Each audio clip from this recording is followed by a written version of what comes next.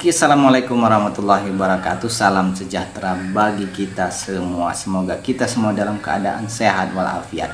Hari ini saya akan menjelaskan tentang materi perkuliahan kewarganegaraan. Dan sebelum teman-teman lihat video pembelajaran pada kesempatan hari ini, jangan lupa untuk klik tombol subscribe-nya, kemudian share, like, dan komen. Semoga video kali ini bermanfaat. Dan tema kita pada hari ini adalah tentang urgensi integrasi nasional sebagai parameter persatuan dan kesatuan bangsa. Kalau kita lihat dari beberapa gambar yang ada di monitor ini, bahwa ini merupakan ciri dari apa? Misalnya One Indonesia, kemudian ada Hita Sadaba, kemudian ada juga Torang Satu To, Kitorang Satu Wahahaha. Ini adalah keberagaman yang dimiliki oleh bangsa Indonesia. Misalnya dulu kita kenal, misalnya ada Jong Batak, Jong Manado, Jong Jawa, Jong Papua, Jong Sumatera, Jong Ambon, Jong Java. Ini adalah sebuah keragaman, sebuah ras, sebuah suku, kebudayaan yang kita miliki. Nah, sebetulnya apa ada unsur keberagaman yang ada di dalam masyarakat Indonesia? Pertama adalah suku, bangsa, dan ras. Suku, bangsa, dan ras adalah salah satu unsur keberagaman yang dimiliki oleh bangsa Indonesia. Kenapa saya katakan suku, bangsa, dan ras?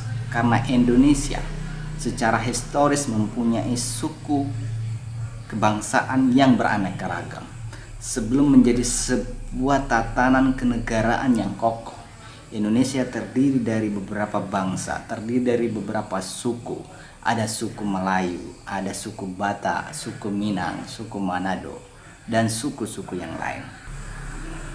Kalau kita kembali kepada sejarah sebelum kemerdekaan, bahwasanya Indonesia terdiri dari beberapa kerajaan. Ada Sriwijaya, kemudian ada juga kerajaan Majapahit, yang kesemuanya itu mempunyai ciri masing-masing. Kenapa Indonesia baru bisa merdeka hingga 360 tahun? Karena Indonesia mementingkan ego sektoral primordialisme, yang mementingkan daerah sendiri-sendiri, sehingga wajar karena kemudian Indonesia tidak bisa bersatu dalam satu tatanan, yakni tatanan persatuan dan kesatuan. Yang kedua adalah tentang agama dan keyakinan. Agama dan keyakinan adalah salah satu unsur keberagaman yang dimiliki oleh Indonesia. Indonesia adalah negara yang mengakui adanya agama. Indonesia tidak mengakui warga negara yang tidak mempunyai keyakinan dan tidak mempunyai agama. Dan oleh karena itu, setiap warga negara berhak dan wajib untuk memeluk agama. Hanya satu agama, tidak boleh tidak, dan tidak boleh melebihi dari satu. Nah, agama adalah menjadi sila pertama yang tertuang di dalam Pancasila dan juga pembukaan Undang-Undang Dasar 1945. Sila pertama, ketuhanan yang Maha Esa. Apa yang dimaksud dengan sila pertama?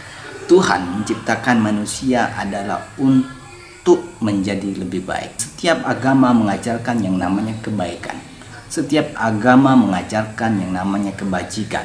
Kalau ada pemeluk agama yang tidak menjadi baik, tentu ada yang salah dari pemeluknya, bukan agamanya. Karena sejatinya setiap agama mengajarkan sebuah kebaikan, mengajarkan yang namanya toleransi. Tidak ada sebuah agama yang mengajarkan tentang kekerasan. Tidak ada agama yang mengajarkan adu domba. Tidak ada agama yang mengajarkan tentang hoax. Dengan adanya keberagaman agama, keyakinan yang ada di Indonesia ini bukan justru menjadi perpecahan. Artinya kita sebagai umat beragama harus bisa menghargai satu keyakinan dengan keyakinan yang lain, satu agama dengan agama yang lain, dan kita tidak bisa memaksakan agama kita kepada orang lain. Sebagaimana firman Tuhan atau firman Allah Subhanahu wa taala, misalnya lana a'maluna walakum a'malukum. lakum dinukum waliyadin.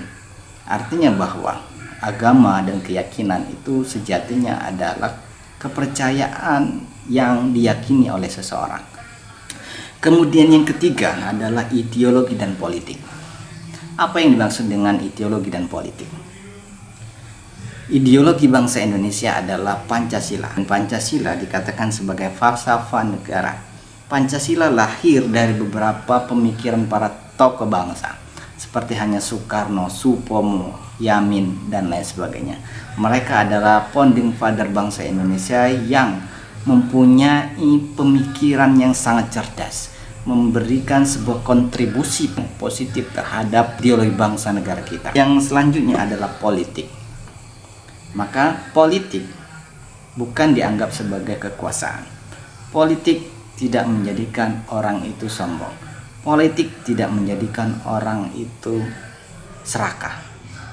Atau politik itu dikatakan busuk, atau politik busuk, atau politik dikatakan kejam. Sebetulnya apa yang salah dengan politik?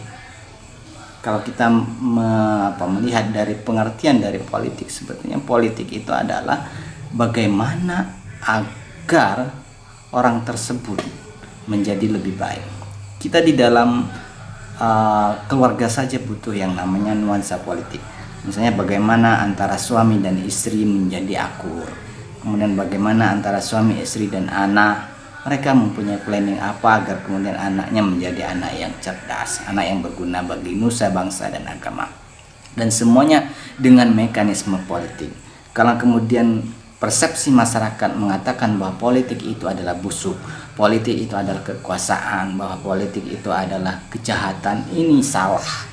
Karena sejatinya politik itu adalah sebagai alat untuk mengukur atau alat untuk menjadikan orang itu lebih baik. Karena setiap partai politik tentu mempunyai tujuan yang baik. Yang menjadikan partai politik itu tidak baik adalah orang-orang yang di dalamnya yang senantiasa mementingkan kepentingan individu dan golongannya masing-masing. Kemudian yang keempat di sini adalah tata krama. Indonesia dikenal masyarakat yang sopan santun, yang mempunyai tata krama yang jauh lebih baik dengan negara-negara lain. Ajaran agama mengatakan bahwa kita ini tidak boleh yang namanya sombong. Kita sesama saudara, sesama manusia itu harus selalu membantu. Kita sesama muslim itu juga harus saling membantu. Tidak hanya sesama muslim, tetapi juga kepada non muslim juga kita harus membantu. Dengan karakter dan tata krama yang sopan, ini menjadi ciri khas dari bangsa Indonesia. Jangan sampai stigma yang positif ini menjadi stigma yang negatif. Masyarakat Indonesia harus dikenal oleh dunia adalah masyarakat yang sopan santun, yang mempunyai tata nilai akhlak yang baik. Itu yang harus kita jaga. Kemudian yang unsur keberagaman yang lain, misalnya kesenjangan ekonomi, faktor yang membuat negara tersebut menjadi tidak sejahtera, faktor yang menjadikan negara tersebut pecah belah karena adanya kesenjangan ekonomi. Maka karena kita bernegara ini adalah tujuan akhirnya adalah menjadi sejahtera, maka tentu jangan sampai ada kesenjangan ekonomi di seluruh wilayah Nusantara Indonesia.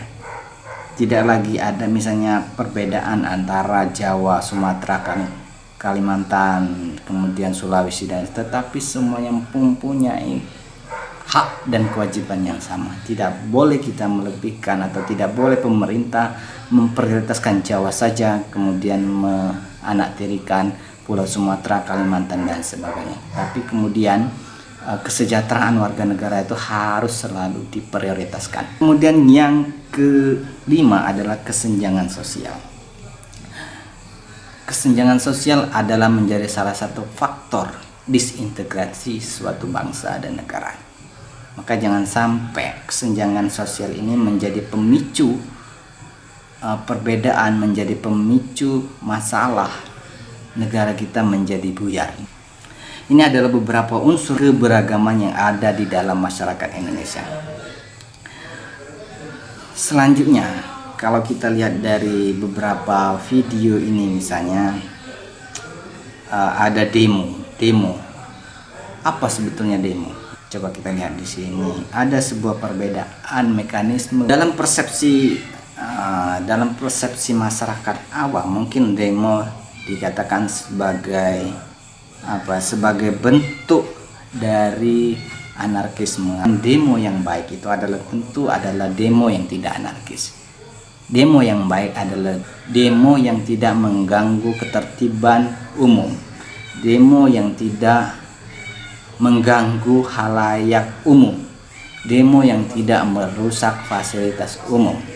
Demo adalah sebuah kewajaran. Masyarakat mencoba untuk mengingatkan wakil-wakilnya, mencoba mengingatkan presidennya, mencoba mengingatkan pemimpinnya agar berjalan sesuai dengan amanah yang telah diberikan oleh rakyat tersebut. Justru kalau hari ini, kalau kita lihat ini, demo adalah sebagai demo ini tidak lagi dianggap sebagai sesuatu yang negatif.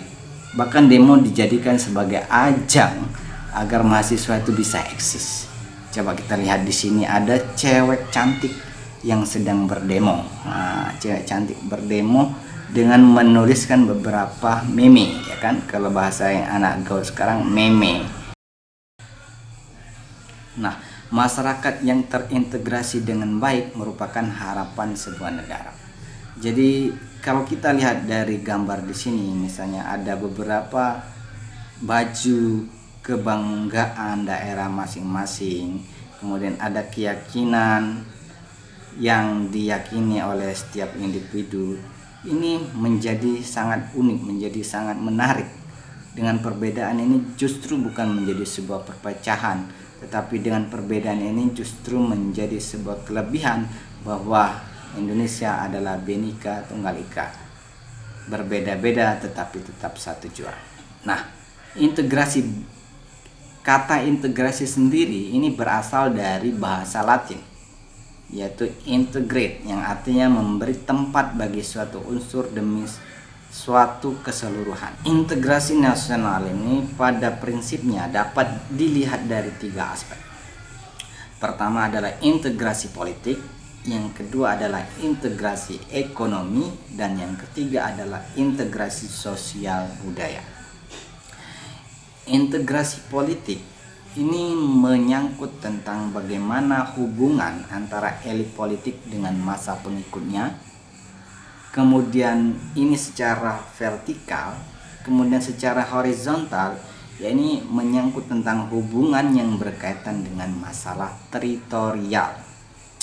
Kemudian yang kedua adalah integrasi ekonomi. Nah, integrasi ekonomi ini adalah adanya saling ketergantungan yang menjadikan wilayah dan orang-orang yang ada dengan berbagai macam latar belakangnya itu saling bekerja sama, saling menguntungkan, mempunyai sinergitas agar menjadi sebuah masyarakat yang sejahtera. Kemudian yang ketiga adalah integrasi sosial budaya. Nah, integrasi sosial budaya ini merupakan sebuah proses penyesuaian unsur-unsur keberagaman yang ada di dalam masyarakat, baik menyangkut tentang unsur ras, kemudian etnis, agama, dan bahasa. Selanjutnya,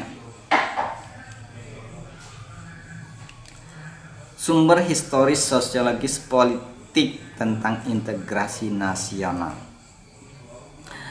Sejarah bangsa kita sudah mengalami pembangunan integrasi sebelum merdeka atau sebelum Indonesia merdeka. Ada 3 model integrasi yang ada dalam sejarah perkembangan integrasi di Indonesia. Pertama, model integrasi Imperium Majapahit. Misalnya menyangkut tentang wilayah inti kerajaan atau kita kenal dengan negara agung, Pulau Jawa dan Madura yang diperintah langsung oleh raja dan saudara-saudaranya. Kemudian model integrasi kolonial. Pemerintah kolonial mampu membangun integrasi wilayah juga dengan menguasai maritim. Integrasi model kolonial ini tidak mampu menyatukan segenap keragaman bangsa Indonesia. Kemudian yang ketiga adalah model integrasi nasional Indonesia. Model integrasi ini merupakan proses berintegrasinya bangsa Indonesia sejak bernegara merdeka tahun 1945.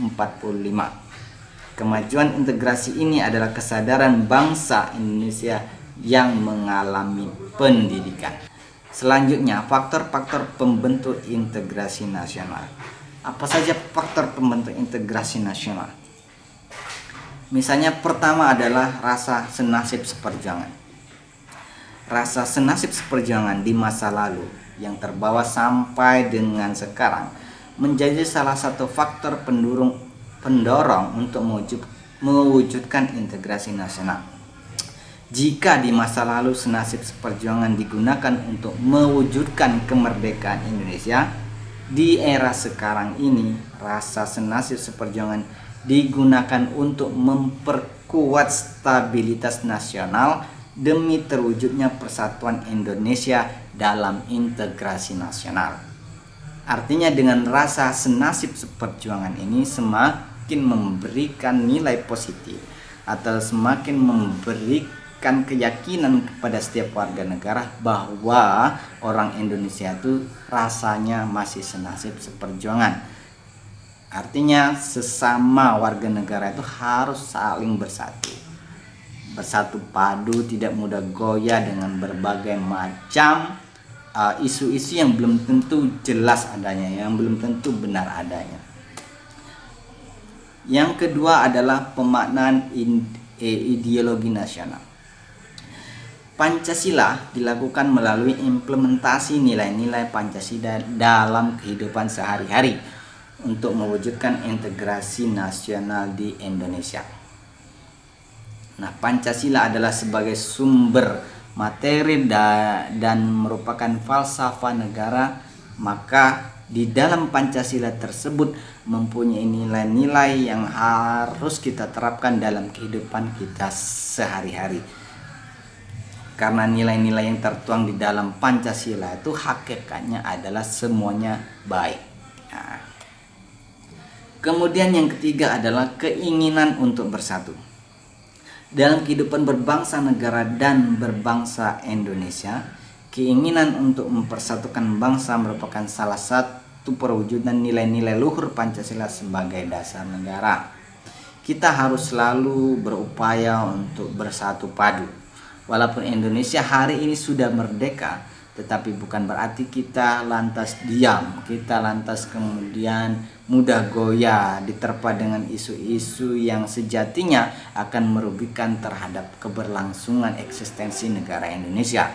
Maka keinginan untuk selalu bersatu itu harus selalu melekat pada sanubari setiap warga negara Indonesia. Kemudian yang keempat, antisipasi ancaman dari luar. Nah, mengantisipasi ancaman dari luar dalam kaitannya dengan bahaya globalisasi dan modernisasi, integrasi nasional perlu diwujudkan di setiap lapisan masyarakat yang ada di wilayah Indonesia. Tentu ada upaya untuk merebut Indonesia menjadi bagian dari negara mereka. Maka sebagai bangsa yang kokoh, bangsa yang cerdas, jangan sampai mudah untuk terprovokasi. Karena bentuk ancaman yang dilakukan oleh negara-negara lain ini beraneka ragam macamnya.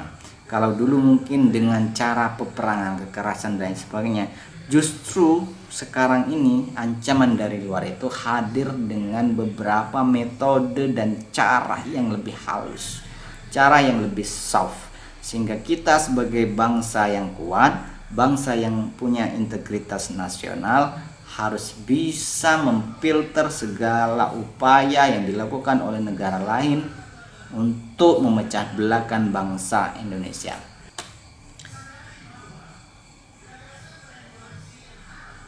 Kemudian apa sih sebetulnya faktor-faktor penghambat integrasi nasional? Pertama, kurangnya penghargaan terhadap kemajemukan. Yang dimaksud dengan kurangnya penghargaan terhadap kemajemukan ini terkikis secara perlahan-lahan ketika kita mulai tidak bisa menghargai sebuah perbedaan tersebut. Kemudian yang kedua adalah kurangnya toleransi. Kurangnya toleransi terhadap keberagaman dan kemajemukan yang ada di masyarakat Indonesia menjadi salah satu penyebab konflik sosial. Yang ketiga, adanya kurangnya kesadaran diri. Kurangnya kesadaran diri menjadi salah satu faktor yang menghambat terwujudnya integrasi nasional, di mana masyarakat menjadi lebih individualistik dan cenderung tidak memperdulikan kondisi dan situasi. Ini adalah faktor-faktor penghambat integrasi nasional. Pertama adalah kurangnya penghargaan, keduanya kurangnya toleransi, dan ketiga kurangnya kesadaran diri. Kemudian ada beberapa potensi konflik masyarakat Indonesia. Misalnya krisis pemerintahan nasional, baik suksesi ataupun lemahnya konstitusi. Kemudian kegagalan lembaga-lembaga negara menangani konflik. Kemudian adanya pembatasan partisipasi politik warga negara di daerah-daerah. Kemudian ketidakadilan distribusi sumber daya ekonomi nasional dan sulitnya akses masyarakat di daerah terhadap sumber daya tersebut. Kemudian adanya rezim yang responsif terhadap tuntutan warga negara dan tidak bertanggung jawab terhadap rakyatnya. Ini adalah beberapa potensi konflik yang bisa terjadi di masyarakat Indonesia. Maka jangan sampai faktor-faktor ini menjadi penyebab Indonesia menjadi terpecah belah. Dan sebagai konklusi dari perkuliahan kita pada kesempatan hari ini adalah, kalau kita melihat dari tulisan yang ada di belakang pundak warga plus 62 ini, alangkah indahnya bersatu. Bahwa dengan bersatu semuanya akan menjadi indah. Dengan bersatu semuanya akan tersenyum. Nah, oleh karena itu sebagai masyarakat yang cerdas, sebagai masyarakat yang tidak mudah goyah dengan beberapa isu-isu miring tentang negara, maka sebagai negara yang punya loyalitas terhadap bangsanya, jangan sampai kita mudah terprovokasi. Teman-teman sekalian, semoga video kali ini bermanfaat. Nanti lain waktu kita akan kembali lagi dengan materi yang berbeda. Terima kasih. Assalamualaikum warahmatullahi wabarakatuh.